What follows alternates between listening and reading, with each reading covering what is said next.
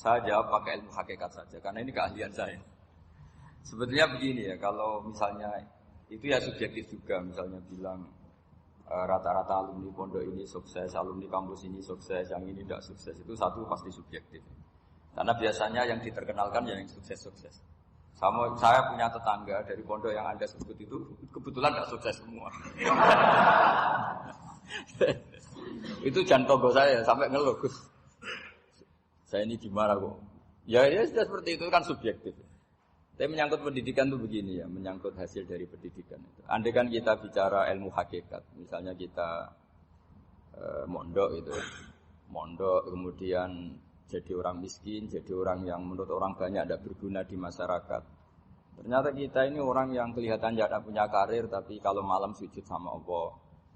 Punya anak niat memperbanyak orang sujud, terus punya ibu yang sakit-sakitan kita rawat. Meskipun kita tidak jadi dosen, tidak jadi menteri, tapi indah Allah itu luar biasa karena berstatus ngerawat ibu, ngerawat anak, ngerawat istri. Nah Islam itu datang dengan jargon-jargon seperti itu. Sehingga Nabi kalau muji itu ada Uwais Al-Qarni, ini orang yang luar biasa. Ternyata dia itu punya ibu lumpuh yang kalau kemana-mana harus digendong. Ketika tetangga-tetangganya berhasil sowan Rasulullah itu Uwais Al-Qarni tidak bisa karena setiap ibunya dipamitin mau sowan ke Rasulullah itu sama ibunya enggak boleh. Tapi apa yang terjadi justru dipuji-puji Nabi sebaik-baiknya kurun itu waktu adalah kurun yang ada Uwais Al-Qarni. Saya punya teman ini kisah nyata, saya berkali-kali ngisi ngaji di komunitas ulama. Ini mungkin tidak bagus untuk kampus, tapi harus saya utarakan supaya ya kita evaluasi. Saya bilang gini, saya ini jadi kiai itu sering iri sama orang goblok. Orang goblok itu baru kata saya gitu. Itu kiai kaget semua karena saya bilang orang goblok itu baru. Saya beri contoh gini, misalnya saya pinter, terus juara MTQ, juara hafal Quran atau juara baca Quran syarat tartil. Ujung-ujungnya saya dapat hadiah umroh atau apalah, atau hadiah rumah atau apa. Pertanyaannya adalah mendapat. Saya ulang lagi, mendapat. Sementara ada santri yang bodoh, gara-gara bodoh itu dosen UI yang enggak, jadi kiai yang enggak, akhirnya dia jadi bekerja di Korea. Barokahnya bodoh tadi. Karena di Korea melihat orang ateis, akhirnya dia kepikiran bikin masjid. Sebagian gajinya disumbangkan untuk masjid. Ini bodoh pendiri masjid. Tapi kita gara-gara dosen dakwah di masjid, ini pinter dapat uang dari masjid. Nah ini bukan nyindir, ini biasa saja, ini maksud saya. Maksud saya, kamu jangan ngabaikan hidup. Akhirnya apa yang terjadi? Saya ini punya teman ini betul. Saya ini kan kecelok dulu tuh Gus Salim. Nasib saya di mana-mana dihormati. Kadang saya merasa dosa. Kok dihormati? Saya punya teman, dulu gobloknya minta ampun sekolah, sekelas maksudnya. Goblok, soalnya gobloknya disepakati. Ya, goblok musmalah kira-kira. Singkat cerita dia itu hidup di pedalaman Kalimantan sekitar tahun 92. Dulu kan biasalah di dalam hutan itu pasti ada penebangan hutan macam. Dia ada bosnya, jelas dia ada bosnya. Saya yakin juga agak kriminal. Karena dia tidak yang illegal logging. Pokoknya ditakdir dia hidup di tengah hutan. Ikut orang. Setelah itu dulu enggak ada HP. Sering kirim surat ke saya, Gus. Saya ini hidup di tengah hutan.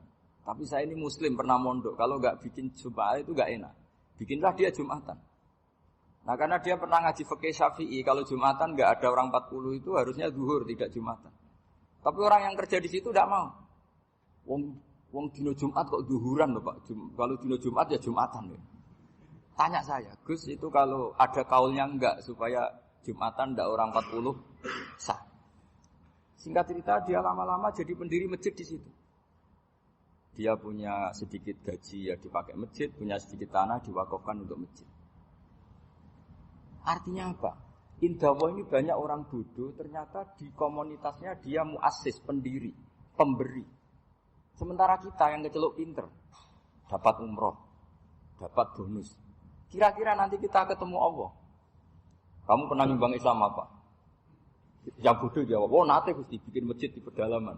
Kita yang pinter. Kayaknya kalau memberi, enggak lah Gusti. Reputasinya mendapat. Nah, artinya gini, kita jangan mengukur. Makanya Rasulullah itu punya sisi unik. Ini mungkin pelajaran bagi kita semua. Orang-orang Ansor kita tahu semua berposisi memberi Rasulullah. Semuanya orang Ansor. Ngasih rumah, ngasih tanah. Bahkan bukan sekedar ngasih Rasulullah, ngasih sahabat-sahabat yang dibawa Rasulullah, yaitu orang Muhajirin. Ketika Nabi mengalami sekian kemenangan, futuhat, Nabi bagi-bagi harta itu orang Ansor gak dikasih, sama sekali gak dikasih. Sehingga terprovokasi sebagian, ya tentu sebagian yang muda-muda. Masyhur itu, yang terprovokasi yang muda-muda. Ini pelajaran bagi kita. Wah, ini Rasulullah Muhammad mulai gak fair, yang dikasih orang-orang kafir Quraisy yang barusan masuk Islam. Paling Nabi karena jenenge tonggo, sawak dhewe kan kenalan anyar gitu. Jadi dimenangkan sing tonggo, yaitu orang-orang kafir Quraisy yang sekarang baru masuk Islam. Singkat cerita akhirnya Nabi dengar gosip itu dengar.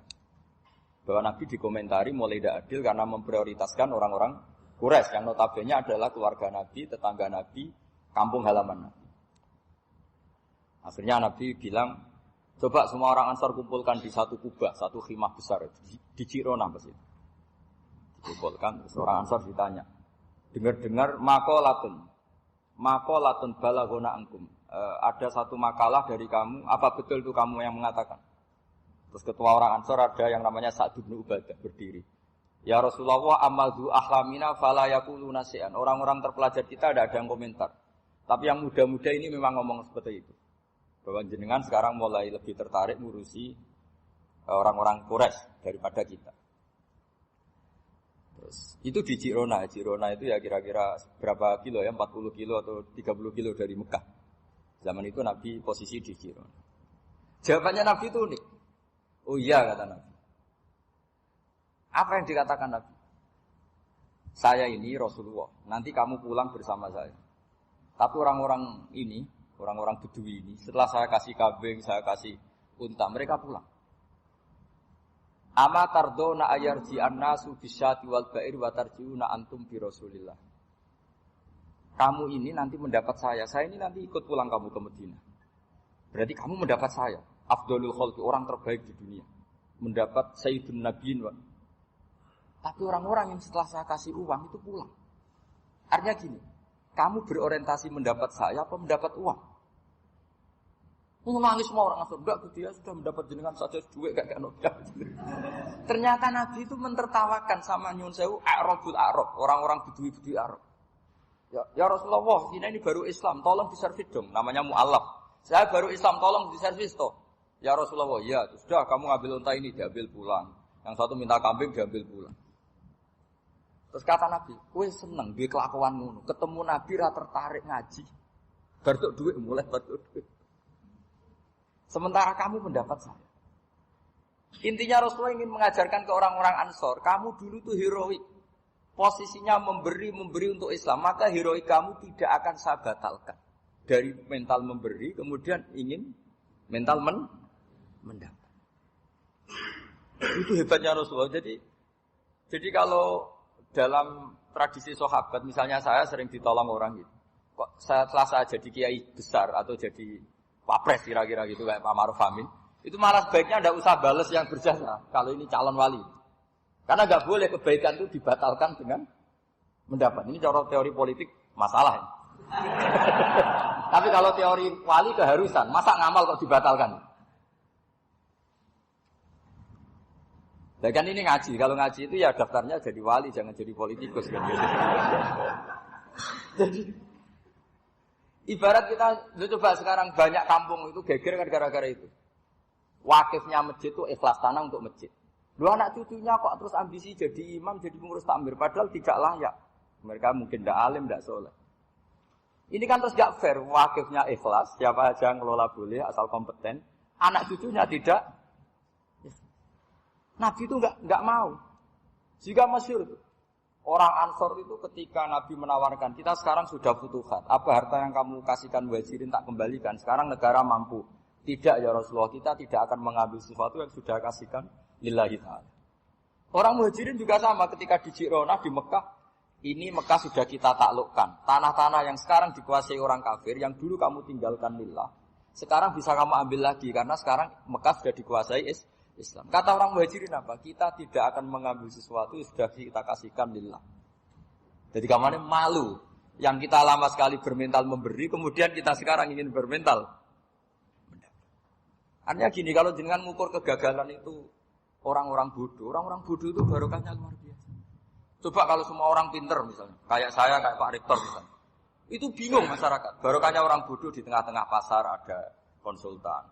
Barokahnya dokter-dokter yang bijinya tidak pati bagus, akhirnya di pedalaman. Akhirnya di pedalaman ada dokter. Gara-gara prestasi pas-pasan di pedalaman. Coba kalau prestasinya kelas A semua, mungkin sudah hidup di Jerman semua. Indonesia biru itu, saya kurang stok. Penyuluh. Jadi pertanyaan jenengan tadi, ya tadi kalau saya disuruh jawab dengan ilmu hakikat, Allah merencanakan itu sudah luar biasa. Harus digawe pinter, setengah goblok. Ini semuanya kalau ilallah wa fillah, itu semuanya barokah. Karena